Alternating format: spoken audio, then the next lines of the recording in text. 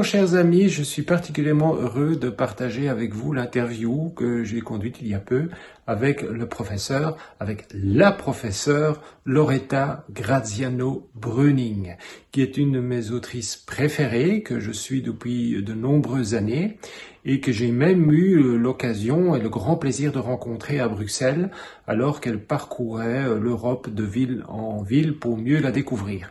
Nous avons visité ensemble le musée d'histoire naturelle, nous avons eu l'occasion de parcourir la ligne du temps de nos ancêtres et de nous intéresser plus particulièrement à l'évolution du cerveau humain.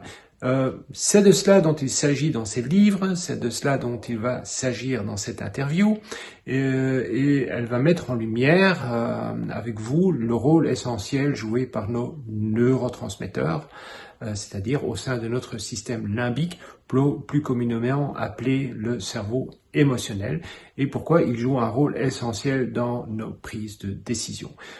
Il est clair que ces hormones nous ont aidés à évoluer, à perdurer en tant qu'espèce, puisque à une époque relativement reculée, nous n'avions ni la réflexion, ni l'expression verbale pour nous aider à naviguer dans le monde qui, certes, à l'époque était hostile, qui ne l'est pas moins aujourd'hui, et c'est pour ça que, très pertinemment, elle va mettre en lumière le rôle essentiel que ces hormones continuent à jouer. Donc je vous souhaite une excellente interview que j'espère inspirante et intéressante. Oh, I would say good morning, Professor Loretta Breuning, because for you it's morning, and for me it's already evening. Professor Emerita of Management at California State University, Loretta Graziano Breuning, and also the founder of the Inner Mammal Institute. So I'm really pleased to welcome you. We know each other for a few years because we had the privilege, or I had the privilege to meet you live in Brussels. It was really a nice day that I spent with you. So I would like to wish you welcome in name of all our participants, and it's going to be subtitled in French, so it's going to be partly for the French people. Bon, parfait. Hi, I'm so happy to know you all these years, and I was so happy to meet you in Brussels, and we had a great time looking at the evolution of human skulls, and that's a really fun way for us to think about our mammal brain. And please fill it in because my presentation was maybe too short, but obviously you're author of many books, mainly in English, but I want to show this one, which has been translated in French. And it was, by the way, the first book I met, and I was immediately convinced about what you're telling. Since then, I'm a fan. So definitely. So this book has been translated and is available in France for French-speaking people. And I mean the other books, like the second one I have, because that's still I'm an old-fashioned guy, and I like to read books in paper way, but the rest is digital. So obviously you can download all these books. I would like to ask you some questions if you don't mind. Sure, pleasure. About the Inner Mammal Institute, but definitely about what you have been writing about all these years and all the very nice scientific matter you have been sharing with us. And my first question is maybe simple or not so simple. But my first question is that we all want to be happier, right? So that's our aim in life. Why is it, according to you, wishful thinking, and why are we struggling so much? So, and you know the answer to this, I think, maybe. I don't know. There's a few answers, I guess. You have a better answer than I do. Yeah. So our happy brain chemicals are not designed to be on all the time. They're designed to be released in short spurts in situations when that behavior would promote survival. And it's easy to understand this if you look at how it works in animals, where animals need particular behaviors to survive. And when I say survive, I mean get food and get reproductive opportunity. And when I say reproductive opportunity, I mean to compete for mates and to protect children. So that's one whole part of it. So that's not very happy because people say, I want to be happy all the time. So it doesn't help for you to tell me that my brain is not supposed to be happy all the time. Mhm. So I also introduce this idea that we can be in neutral. So you don't have to be ecstatic all the time, but that doesn't mean you have to be stressed all the time. So the intermediate position of being neutral, that's not like being numb on pills, but neutral, if you think of neutral gear with a car. So neutral is I'm ready to act based on the information I'm taking in. And that action could be going forward toward a reward or in reverse to pull away from a threat based on what's going on around me. So if you're always filling your head with threats, then you're going to get a lot of stress chemicals. But if you are always looking out for an opportunity to step toward a reward that's within your own power, then you'll get a little burst of happy chemical and you take that step and then you're back in neutral and then you're ready to take another step. So if I might add one more thing. So if you expect to be happy all the time and you think other people are getting it all the time, then you think something is wrong with you.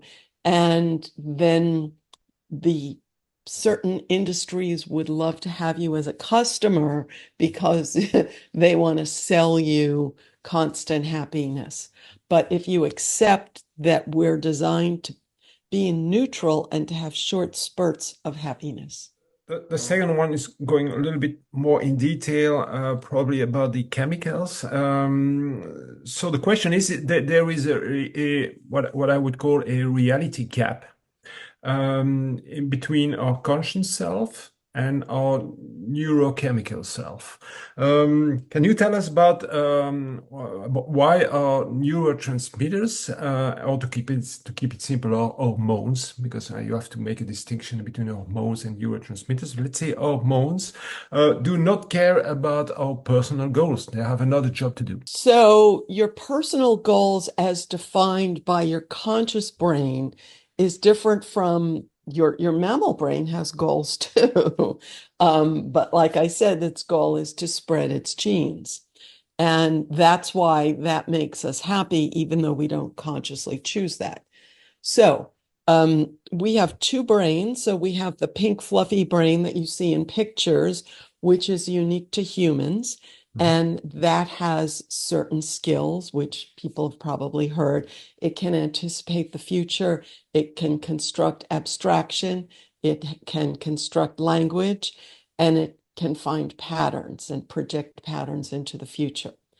The mammal brain is the limbic system, which is at the core. So if this is the human brain, then it's around the core, but the sizes are smaller. Like the human brain is big, the core is small, but the core controls your chemicals and the core controls your body.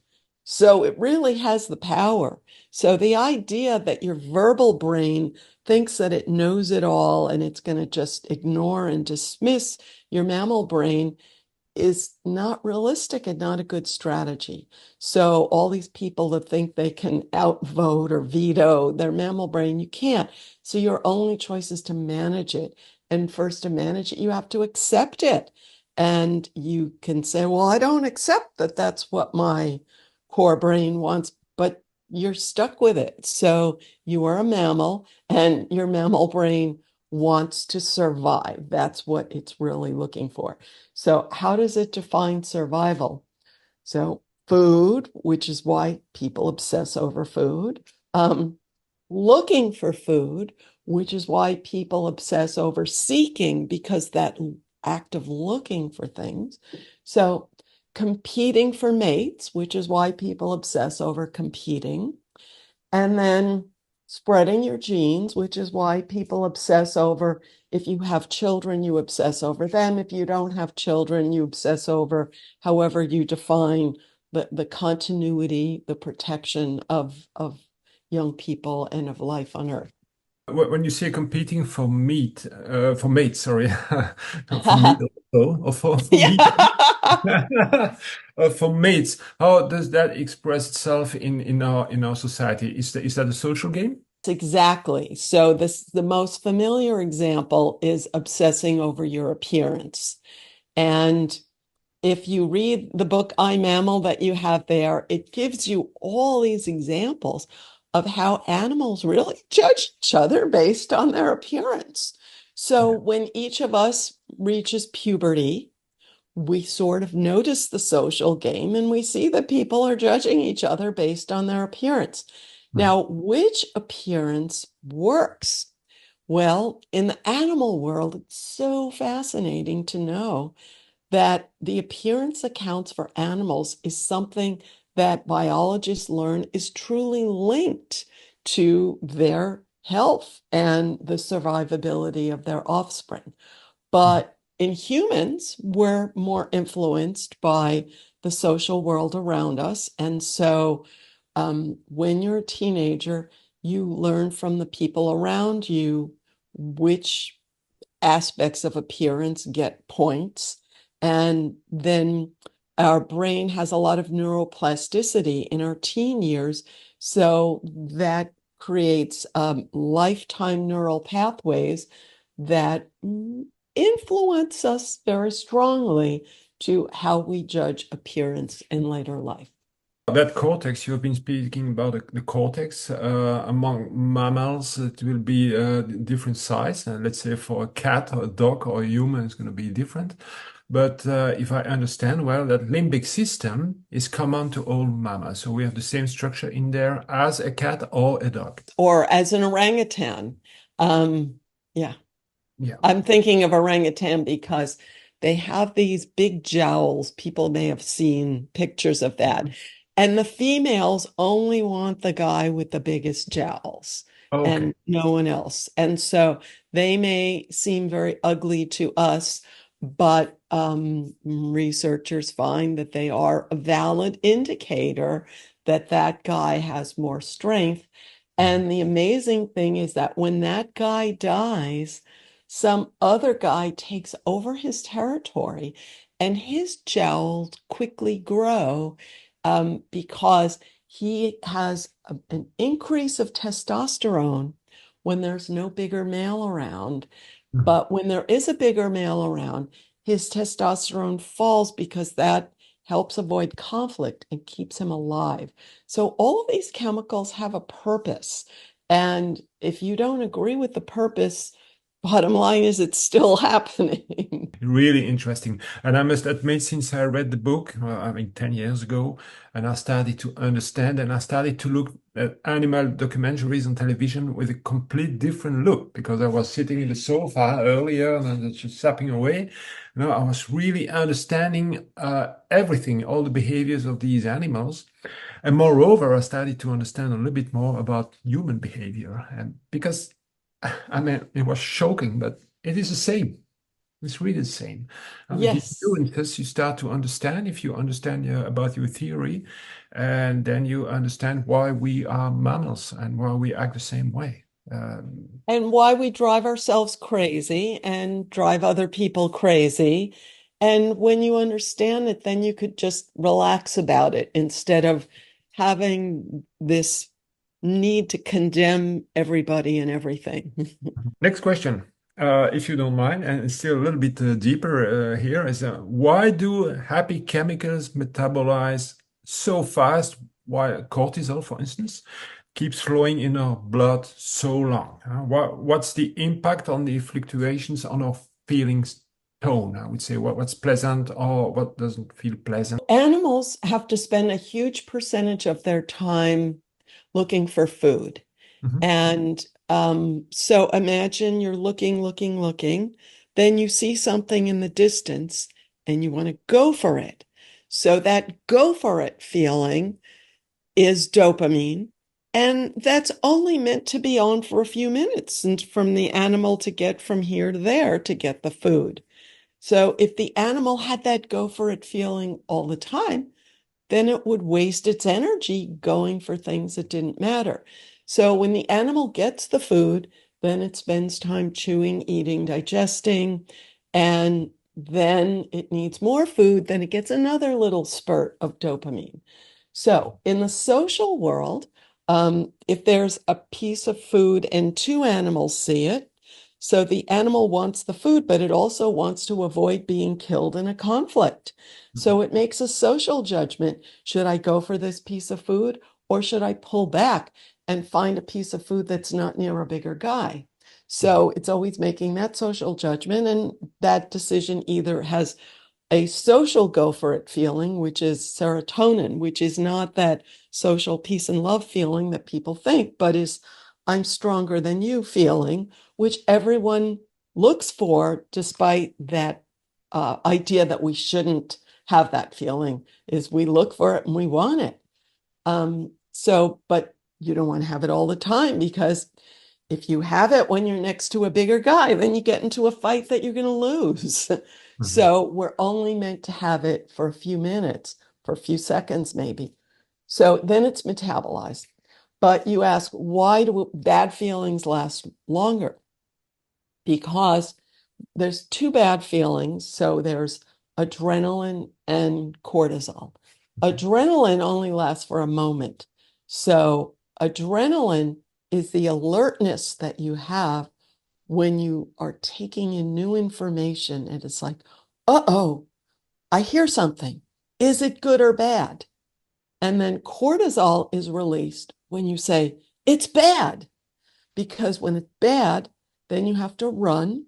And in the animal world, when you run from a predator, or if you get into a conflict, it usually lasts longer. So this is to give you a long spurt of energy so that Yes. you could save your life. And Yes. it also marshals your energy in an interesting way. It stops every bodily function that's not necessary for running, which is all of the long-term functions like immunity and digestion. So that's why when you feel bad about anything, when you decide in your higher brain that something bad is happening, you have a full body response. But nobody wants to have this stress going on. So you say, I didn't decide to feel bad.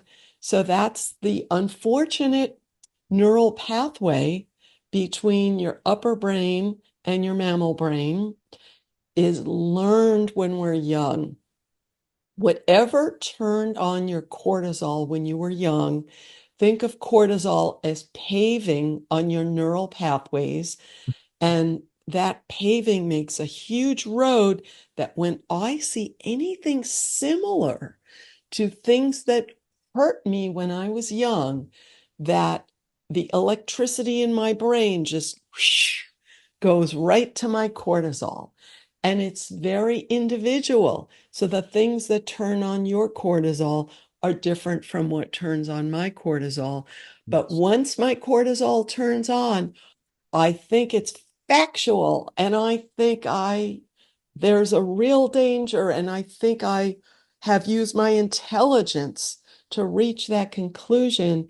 And yet, no matter what I tell myself with my intelligence, that bad physical feeling is going to turn on when I see something linked. And it really is that the mammal part turned on first, and then my intelligence goes in and looks for evidence to Yes. justify my bad feeling. Would it be correct to say that our brain has been designed for a stick and carrot game, meaning if you lose a carrot, if you miss this one, you find another one. So let that dopamine metabolize, but the stick, one hit with the stick can be fatal. So that's probably why the cortisol stays long in your blood. Is that correct? So that's different. That's attention. Mhm. So how do I allocate my attention Yes. to good things or bad things? And bad things have priority because in nature, a bad thing can kill you faster than losing a carrot can kill you. So basically, and dopamine and cortisol, they both drive attention, but different ways. Interesting. That leads me to my fourth question already. Thank you. It's really, really interesting. That's a difficult one, and you don't need to make it too long if you don't want to. But Okay. can you give us some basic strategies or tips to get a sense of grip on our neurotransmitters and get the best out of our mom and brain? So, how can we get a grip? How do you say that in French, to get a grip? Avoir un sens de contrôle, avoir un peu de Okay. contrôle sur le Yes, to cerveau. have a sense of control. Exactly. So, some strategies. So, I always say the first thing is, and this is from my book, 14 Days to Sustainable Happiness. It's at the end of Vos Hormones de Bonheur en Lumière, The Habits of a Happy Brain. But in my workbook, I put this first. Oh, we should translate the workbook. So first is to find my childhood patterns so that I understand what is triggering me. And when I say triggering, it's not just the bad trigger, which is used like in addiction programs, they talk about triggers, but it's also the good triggers of like whenever we seek happiness, we all seek it with the same old patterns because those pathways are big. And we don't see that there's unlimited other ways to be happy that don't really work for me because my brain is looking for some other way to be happy. So once you find your childhood patterns, then it's easier to see how you're limiting yourself and start to build new patterns, which requires repetition. And how do you get yourself to do the repetition? Is to reward yourself for small steps. Okay. So, some people might want to focus on the stress part, but some people might want to focus on the reward part. So, my books explain all of them. So, you tell me what you want me to focus on next. You're not talking about yeah, rewiring, huh? Building new pathways, rewiring Yes. the brain. I think in your books, and I understand the theory about small steps, but you're also quite realistic about the timing you need to allocate to do that. Because nowadays, and especially after the pandemics, you had so many trainings change your brain in 6 days or 12 days. Oh. How long? That's a question I very often get on the floor. How long does it take to have a sustainable change in your brain pathways or neural connections? In my book, I used 45 days because that was taught to me in a Kundalini yoga class. And my teacher insisted that that was based on research. But when I looked for the research, I couldn't find it. And yes, people have all different numbers of days, and there's all different reasons for all the different numbers. So I wrote a lot about this. The reason it's good to use a longer number so you don't give up too easily. But the bottom line is you're planning to do this new behavior for the rest of your life. Yes. So it's not like you could do it for 6 days and then stop. You're going to do it forever. So the idea is it gets easier with repetition. Mhm. And it's uh, it's not going to be very easy after 6 days because these deeply wired emotions are huge neural pathways that are attached to life or death feelings, because that's how a child views the world. And Mhm. that's how a mammal views the world. So even though you don't remember those feelings or those experiences that created them, that it's a big pathway and it's very hard to get your brain to leave a big pathway and to go into a small pathway. Because changing old habits is not comfortable. And sometimes it's painful. Yes, but if to forgive yourself, Mhm. um, to know that there's a real physical reason why it's not comfortable. Because again, the old pathways are bigger and stronger, and they were built from experiences that had a huge sense of urgency to the child who experienced them, even if you don't remember that experience now.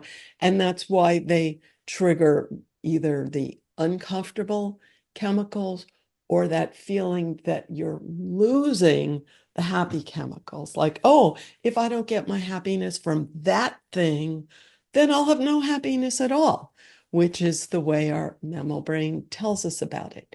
So the way I explained it with the example from the Kundalini yoga class was very helpful to me.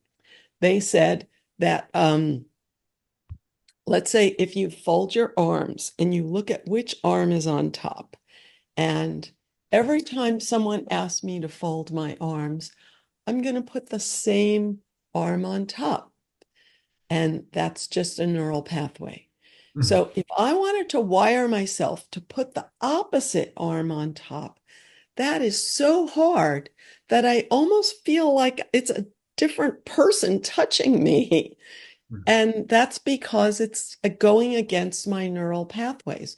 And it would take 45 days to retrain myself to have the other arm being on top to feel natural. And that helps to show me that there's nothing wrong with my old way. There's nothing wrong with the new way. It's just a pathway. And that brings the self-acceptance that, like, there's nothing wrong with me. Because often when people are trying to change themselves, they have a lot of negativity about their old self. And this shows that my old pathways are just a random chance of a past experience. Yes, it's a nice advice. So try to find your inner child back and make peace with it, and go step by step. And yeah, be self-indulgent a little bit. Have a little bit of self-compassion that will help on the road. It's almost the last question I have. It's a little bit personal because I have teens at home. And my question is, in your opinion, is the brain of the smartphone generation kids at risk? So to get more happy chemicals, you need to do more steps toward reward, as you said. But isn't it highly addictive and harmful on the long run? So I'm, of course, familiar with this view, but excuse me for I don't agree with it. Mhm. And there's a few reasons. And I recently did a podcast on this. It's called Don't Blame Your Phone. My podcast is The Happy Brain, and I made an episode called Don't Blame Your Phone.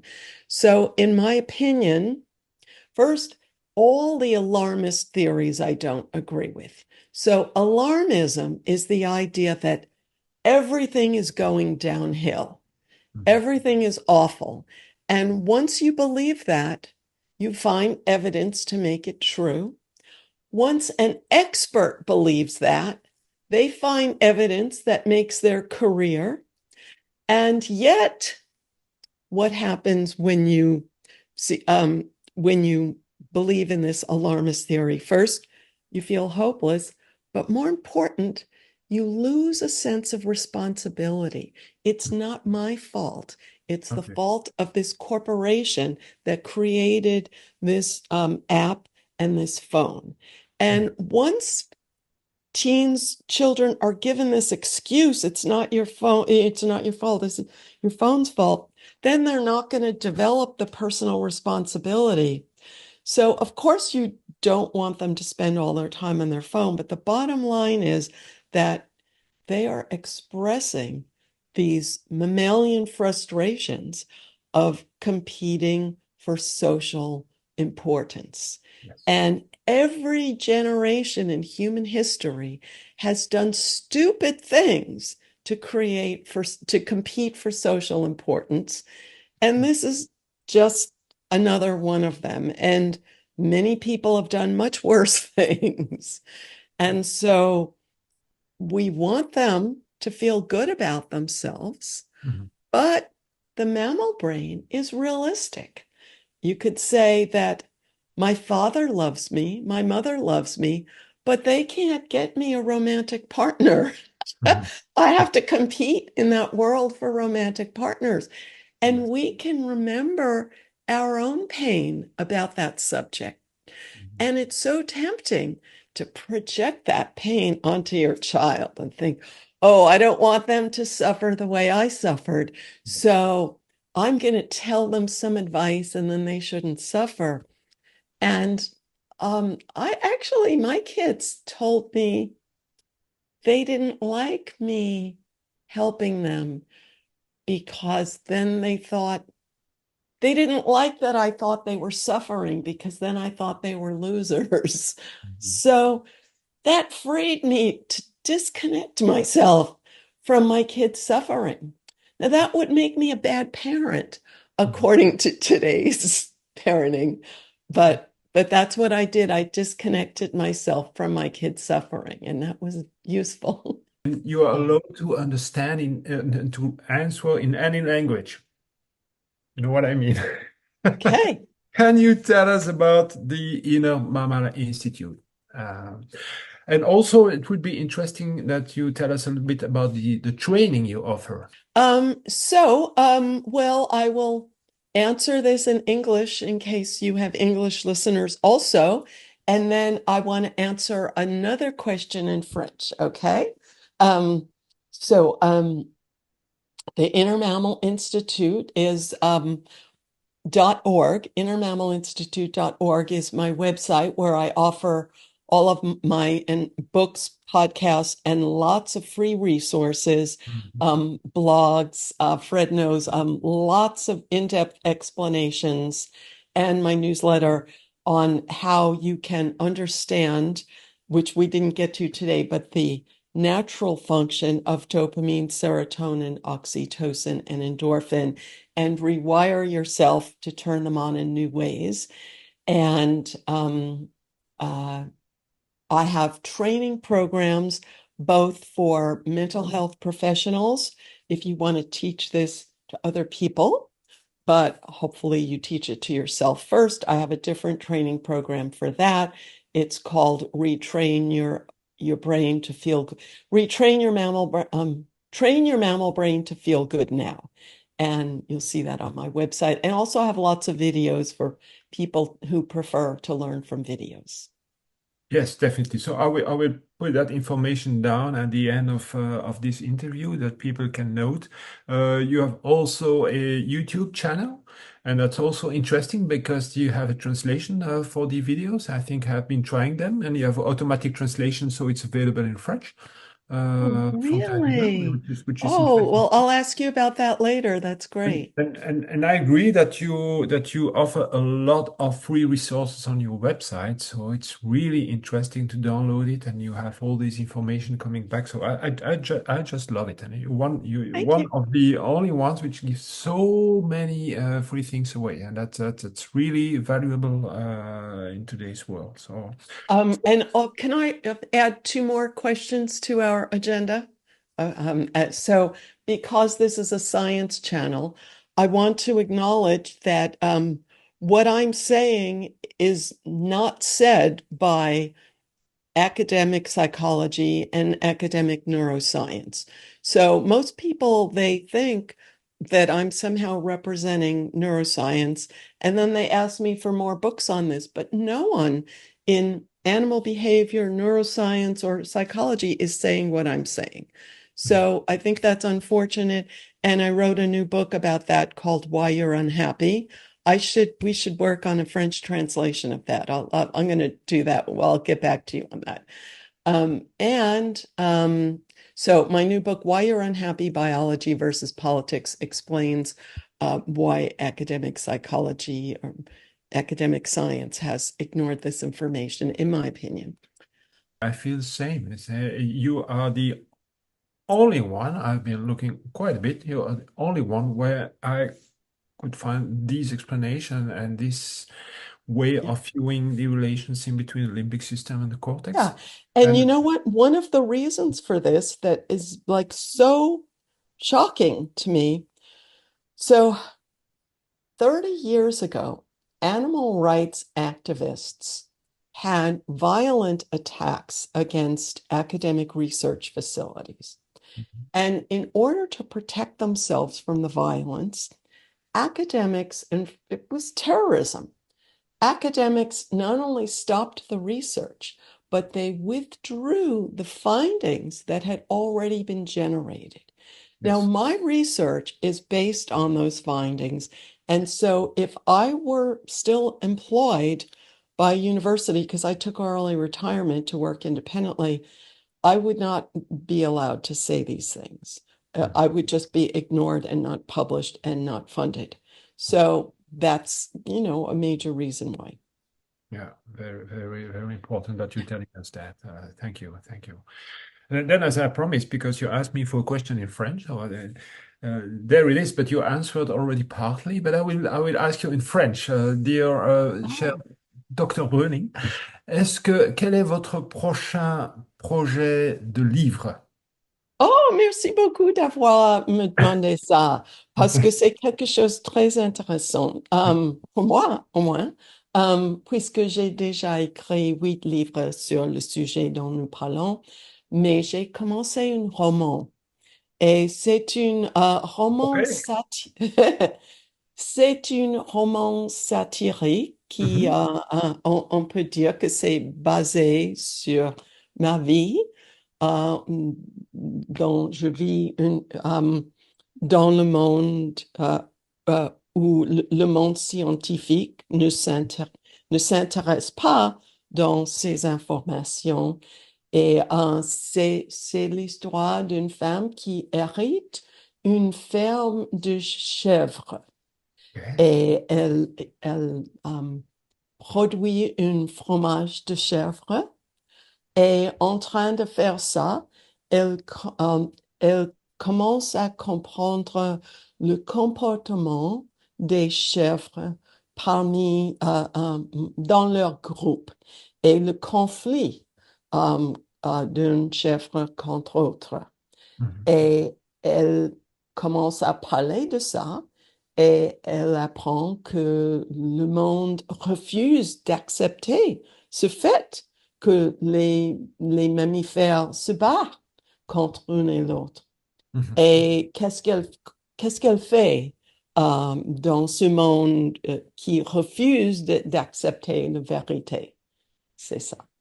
Fantastic. So that leads me to a sub-question. Où est-ce que vous avez appris le français si bien? Parce que aux États-Unis, ce n'est pas vraiment la deuxième langue. Oui, oui, ce n'est pas la chose ici. Um, j'ai commencé par accident avec quelques expériences. Quand j'avais 13 ans, Mhm. j'ai été placée dans un cours de français à mon école. Okay. Et je pense qu'il y a beaucoup de neuroplasticité à cet âge. Et c'est pour ça que j'ai pu apprendre euh, par force, pas par choix, pas par amour, mais par petits pas. J'ai appris le grammaire dans le sens qu'on apprend à l'école. Mais la motivation, ça provient de quelque chose un peu plus profond. À l'âge de 12, euh, j'ai des parents en Sicile, en Italie. Mhm. Mon grand-père est venu de Sicile, mais il n'y avait pas beaucoup de contact entre ma famille et les racines. C'était les avant-grands-parents Oui. de l'autre côté. Et peu de contact, mais oh, yeah, yeah, no, no. Oh, c'était l'âge de 14. Ses parents sont visités et mes parents n'ont pas appris une langue étrangère. Okay. Et j'ai parlé français avec ses parents et je crois que c'était l'expérience de utiliser la langue pour quelque chose de réel euh, qui m'a excitée. Oui. Aussi, dans ma cours de français, ils m'ont appris que Paris était le centre du monde et c'était le centre de bonheur. Et tous les gens en France étaient contents, heureux et si je peux aller à la France, je serai heureux. Et maintenant, je comprends que chacun grandit avec cette idée que le bonheur, c'est ailleurs. Et si je vais à cet autre pays, je serai et j'ai appris ça. Oui. Après, quand j'avais 23 ans, j'ai vécu en Afrique française. OK. Yes. Mais j'ai peu appris là-bas parce que j'ai travaillé pour les Nations Unies et Oui. tout le monde parlait anglais. Et les Français refusaient de ralentir la langue un petit peu et je n'ai rien compris. Et c'était très frustrant. Et Oui. j'aurais dû mieux pratiquer, mais je n'ai pas. Mais j'avais un livre de vocabulaire et j'ai appris beaucoup de vocabulaire pour lire, mais je n'ai pas appris à parler. Enfin, j'ai commencé à parler à l'âge de 60 ans parce que j'ai participé dans un cours avec d'autres Américains avec une bouteille de vin à chaque cours et j'ai pu apprendre les autres Américains et j'ai dû parler parce qu'il n'y avait rien à faire dans ce cours, seulement parler. Oui. Et encore une chose, mon hobby, j'ai voulu parler des hobbies. Je pense que c'est très important d'avoir un hobby et j'ai commencé à regarder des séries en français Oui. et j'écoute et je lis l'anglais. Et j'ai appris que si je lis l'anglais, je comprends presque chaque mot en français. Mais sans lire l'anglais, je ne comprends peut-être la moitié et puis c'est frustrant. OK. Donc, vous faites une association. Oui, oui, mais ça m'amuse beaucoup. Et j'ai commencé avec des séries de crimes et de police que je ne regarde jamais en anglais. Je déteste en anglais parce que peut-être c'est un peu effrayant de penser au crime, mais la crime en France, ça m'arrange. Oui, c'est vrai qu'on s'est déjà échangé il y a quelque temps des emails sur les séries Netflix, je me souviens ensemble, et que j'avais vu celle-là, oui, et celle-là, je la trouve bien, c'était amusant. En tout cas, le Oh oui, français est parfait. Franchement, il y a pas d'erreur de grammaire, c'est magnifique. merci beaucoup. I could speak English, I speak French. Oh, you do. Your English is great. I'm really happy that you took the time to answer these questions. I hope and hope it didn't take too much of your time. I was happy because it was one of my projects for many years. Is I want to ask her if, but this time at least I found the courage to send you a mail. I said, would you like to accept an interview? Oh, thank I you. think the same day, say, yeah, of course, I will do it with pleasure. So I would like to thank you very much for that. I would like to thank you for the information. I will translate to the French people and all the resources you are offering, and obviously I will give them all the information to reach your website and your YouTube channel and all that. So Thank you so much. And I congratulate you for this podcast. It's very good. thank you, thank you.